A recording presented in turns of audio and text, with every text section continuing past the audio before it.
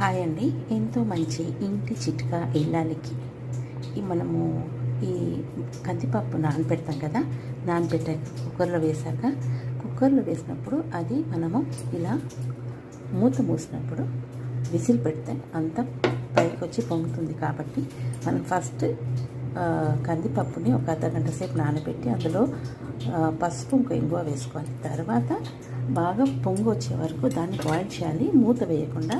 అప్పుడు ఈయన పైన వచ్చే ఈ నురుగను తీసేయాలండి. తీసిన తర్వాత మనము అప్పుడు ఈ మూత వేసి ఇలా మూత వేసిన తర్వాత విజిల్ పెట్టుకోవాలి. అప్పుడు అసలు ఈ పైన మూత మీద ఆ పప్పు అనేది పొంగకుండా కుక్కర్ లిడ్ నీట్గా ఉంటుంది. చూసారా, చాలా తక్కువ.